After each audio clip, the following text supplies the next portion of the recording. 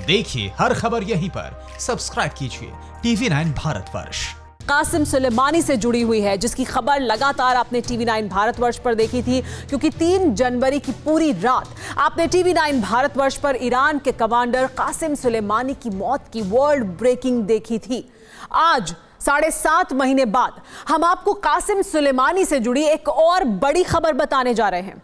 Iran ने उस गद्दार को फांसी दे दी है जिसके एक मैसेज से कासिम सुलेमानी की जान गई थी। ईरान ने ट्रंप के लिए जासूसी करने वाले अपने एक शख्स को फांसी दे दी। ईरान का दावा है कि इसी शख्स की वजह से कासिम सुलेमानी की मौत हुई थी। ईरान का सबसे बड़ा गद्दार, फांसी सरे बाजार, मोसाद का एजेंट, CIA का खास, इतना तड़पाया कि थम गई सांस। 3 जनवरी 2020 ये वो तारीख है जिसे ईरान कयामत तक नहीं भूल पाएगा, क्योंकि 3 जनवरी को ईरान ने कुद्स सेना के अपने कमांडर कासिम सुलेमानी को खो दिया था।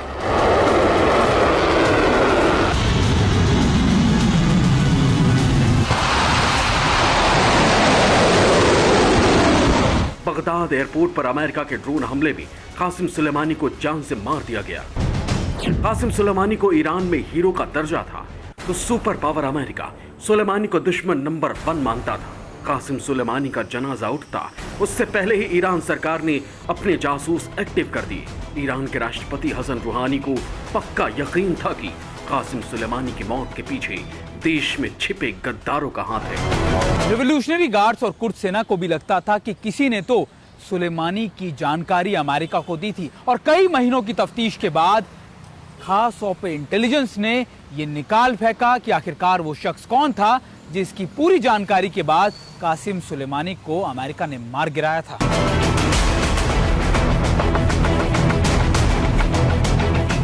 मोहम्मद मुसवी मजहब, यही नाम था उस शख्स का जिसने कासिम सुलेमानी की एग्जैक्ट लोकेशन सीधे अमेरिका भेजी थी। ईरान सरकार के मुताबिक मोहम्मद मुसवी अमेरिका की खुफिया एजेंसी CIA के अलावा इजराइल की खुफिया एजेंसी मोसाद के लिए भी काम करता था। ईरान के सीक्रेट सर्विस एजेंट्स के पास मोहम्मद मुसवी की गद्दारी के सबूत हैं। वो मोहम्मद मुसवी ही था जिसके एक मैसेज से कासिम सुलेमानी पर मिसाइलों की बारिश हो गई।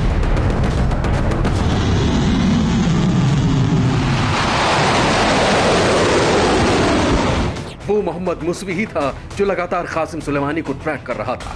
ईरान ने अब अपने सबसे बड़े गद्दार को फांसी पर लटका दिया है। ईरान में CIA और मोसाद के जासूसों का जाल फैला हुआ है। साल 2019 में ईरान ने अमेरिका और इजराइल के लिए जासूसी करने वाले 17 गद्दारों को पकड़ा था। ईरान में जासूसी की सजा मौत है, लेकिन इसके बावजूद रूहानी कैंप में गद्दार भरे पड़े हैं।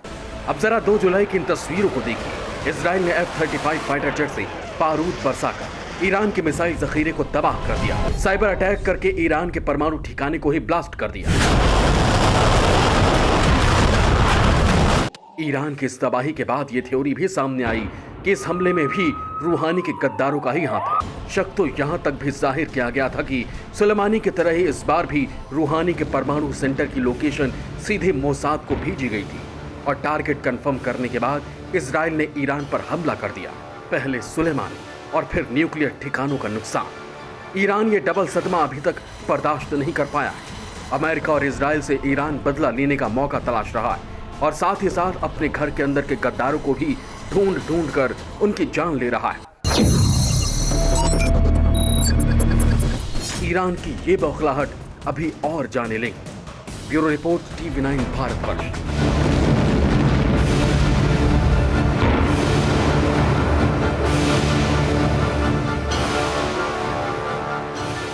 न्यूज़ टॉप 9 रोज सुबह 7 बजे और शाम 7 बजे सिर्फ TV9 भारतवर्ष पर।